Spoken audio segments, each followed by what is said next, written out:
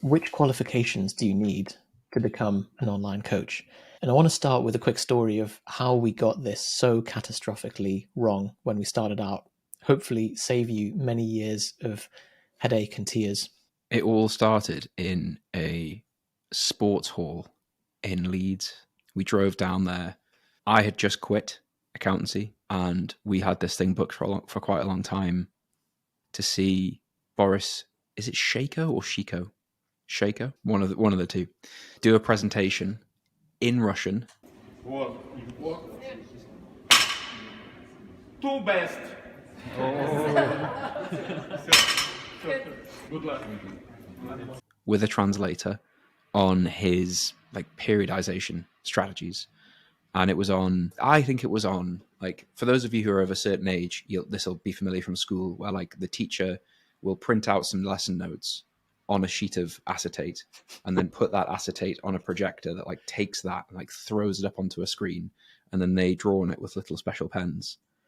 And I think it was that on a pull down like screen. Yeah, it wasn't quite square, and it was in a freezing sports hall with no amplification equipment, just Boris speaking for 5-minute monologue, followed by translator having a go at trying to translate quite complex topics about squat programming, and us frantically taking notes on the little nuggets that we could, little scraps of wisdom that we could garner from that whole thing. You sit there the whole time thinking, like, this is going to be the thing that, like, we're going to take this, we're going to post about it on, it'll probably be our Facebook page at the time. We're in a Facebook group about like the new squat programming we're going to be doing, or the new content we've just learned. And that's going to be the thing that draws all of the clients in. And we did the same thing with Eric Helms. I think we went to 2 Eric Helms seminars, went to an Alan Aragon seminar, both times like spending, and there wasn't much money in the business, but we spent like train tickets, hotels, the cost of the seminar, the cost of us both being in London for 2 days, just to learn this stuff about like nutrition, periodization, programming, etc.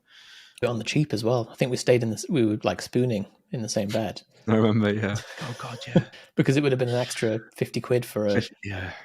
But and like in the background, the sort of elephant that followed us around and sat in the corner of the seminar each time was that the like client-based revenue, business performance slowly declining. And our like, oh fuck, we need to do something about this was like, quick, Yusuf, did you get the thing about the, was it 7 reps or 6?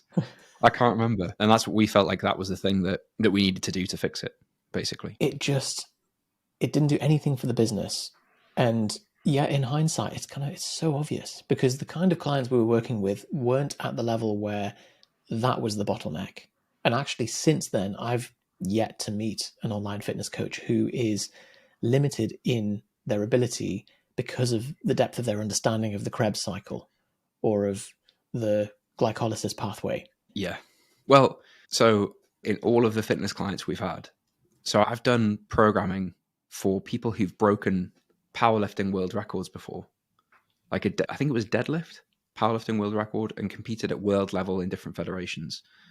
And not once did I have to draw on like any of the stuff that I learned in any of those seminars or any of those extra bits we did. It's all because like, have you ever worked with a client where you felt like, I really like, it's this person's success is coming down to lack of understanding of the complexities of this system? I'm going to have to dust off the textbook and just go to the glycogen chapter and just double check that, yeah, it doesn't happen. But we feel like that because that's within our control, that's the thing which we gravitate to. Well, I think it like intuitively makes sense, doesn't it? Like you can imagine speaking to someone outside the industry and saying, I'm going to a nutrition certification this weekend. And they'd be like, well, they're an online personal trainer, they do fitness coaching. That makes total sense. Like it would seem like that was important. But actually it's like, if you know the basics, if you've seen or got results yourself and you're like a human and you can communicate with other humans and sort of understand emotions and interpret what people are saying and you can listen, I think those are all the skills you need, really. What we want to do is give you a framework for how to decide whether you need to do further qualifications as an online coach or if you're okay as you are. And there's 2 sides to this.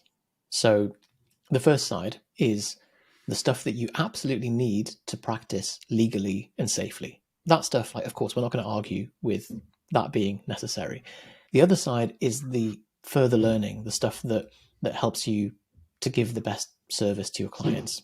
And you've got to make a distinction between these two things because they are totally different. And actually, neither of them will help you to get more clients. So that's the other thing to bear in mind, that I hope from that Boris example, you can see how ridiculous our line of thinking was, that our client load was steadily declining.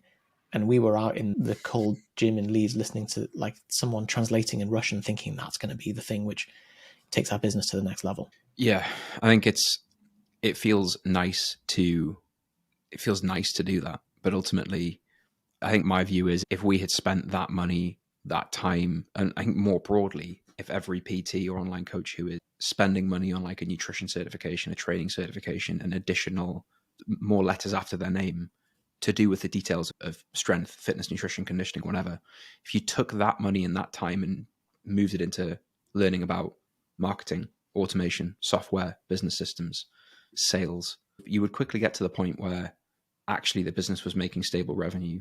And at that point, if you want to then go and do a certification because you find it interesting, because if we're honest about it, that's really why you want to do it, is like you feel good at it, you want to get even better at it, you find it interesting, and it kind of scratches your own itch about your own diet and your own training, then go ahead. Like at 50 clients, go ahead. But prior to that, it's just a misallocation of time and money. And when you've got to that point, you'll have had 50 clients. And so you'll have had the experience of working with 50 clients. And our mantra is that your clients are your greatest teacher.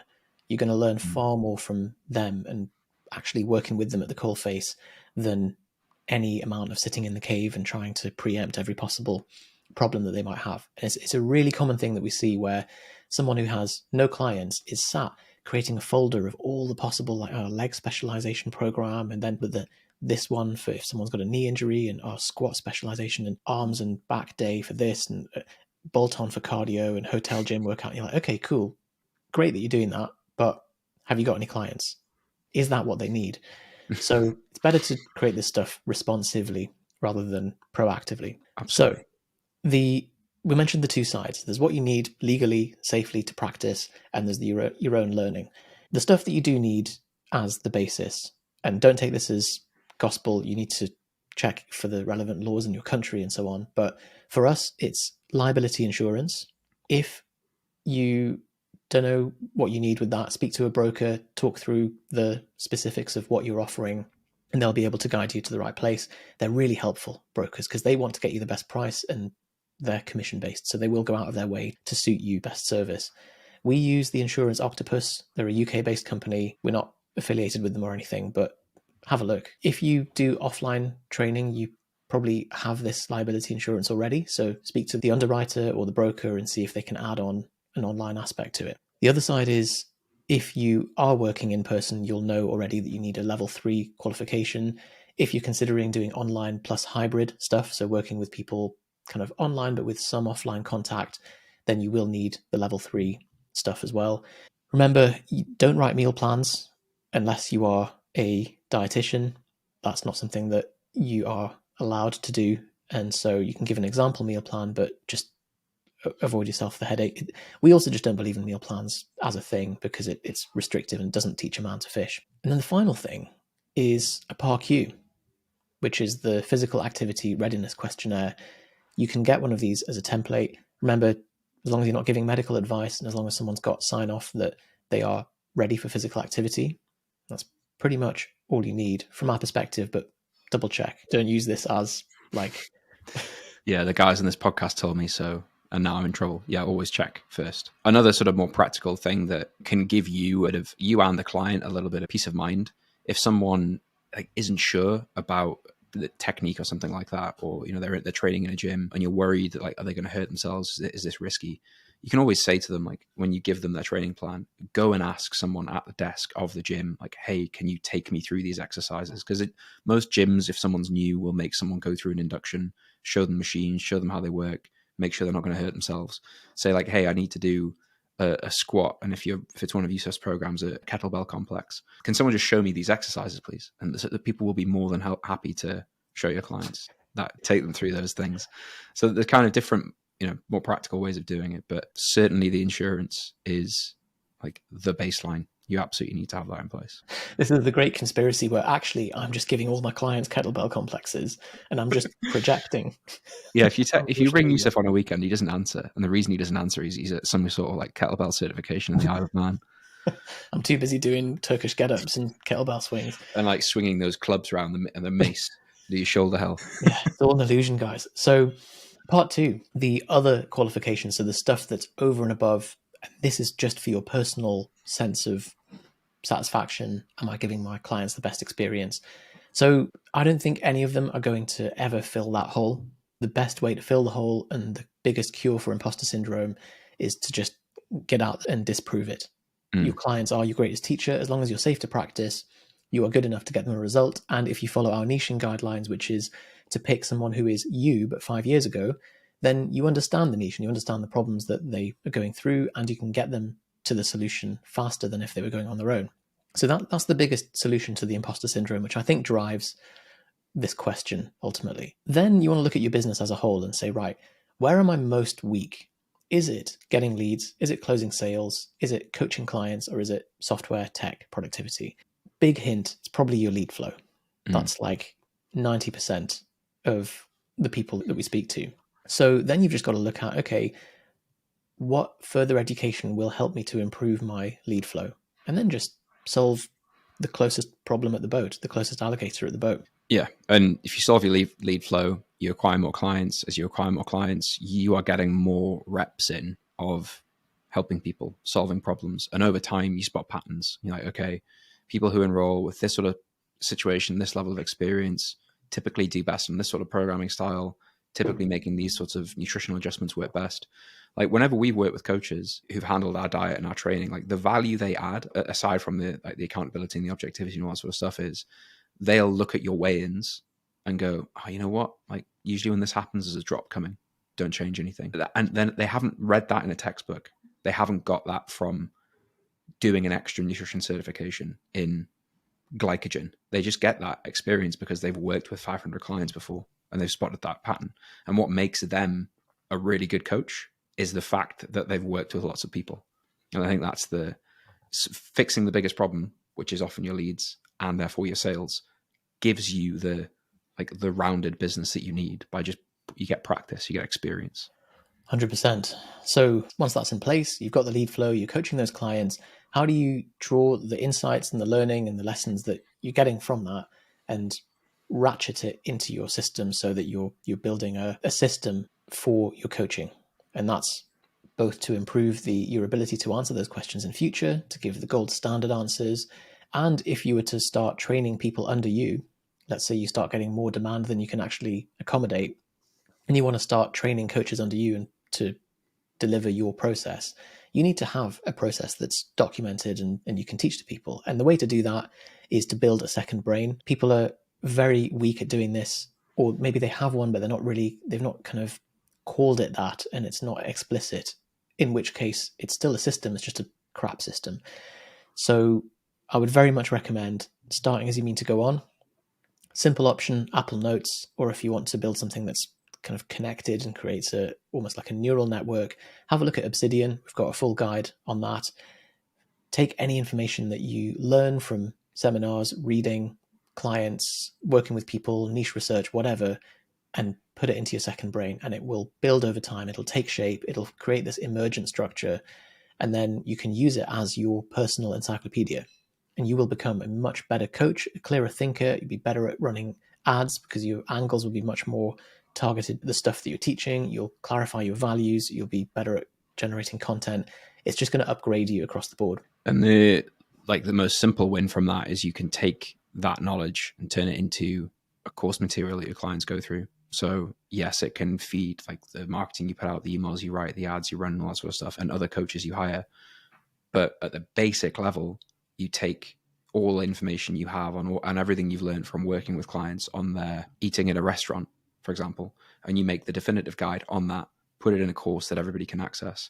And that's helping all of your current clients that you currently work with right now and everybody that you will ever work with in the future.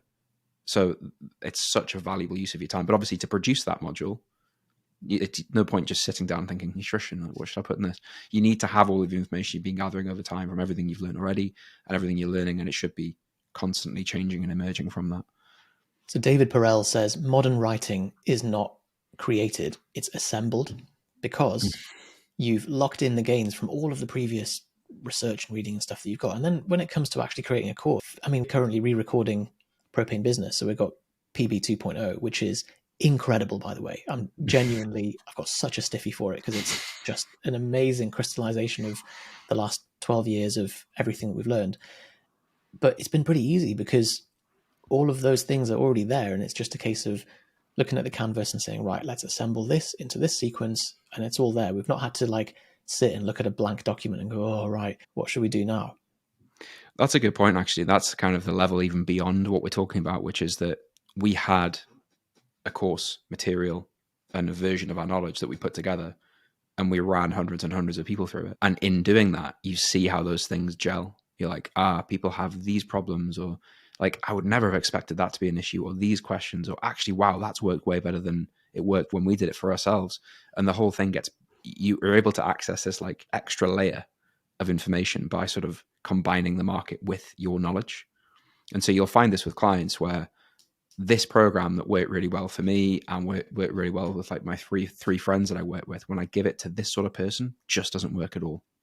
For example, that's something you would have never learned in a textbook, in a certification, on a weekend away with Yusuf in the Isle of Man, learning kettlebell complexes. So there we go. There's the answer to the question, what qualifications do you need to be an online coach? Remember the two sides of it. Remember what problem you're solving, and check out the rest of our content for how to solve the remainder of those things. Bye. You have made it to the end of this video, so I have a special gift for you. I need you to follow this very specific set of steps. So step 1, click the subscribe button below. Step 2, go to the description of this video and follow us on Instagram and on Twitter. I guarantee we will level up the quality of your Instagram feed, your Twitter feed, and therefore the quality of your thoughts and your bank account. Step 3, click the link below that and join the Propane Inner Circle. You get free access to our 7 days to 1K as an online coach program, as well as the online coaching blueprint. And then if you don't want to do any of that and you just want to speak to us directly to work with us, then click the link below that and you can book in a time slot to have a chat with one of the team. Speak soon.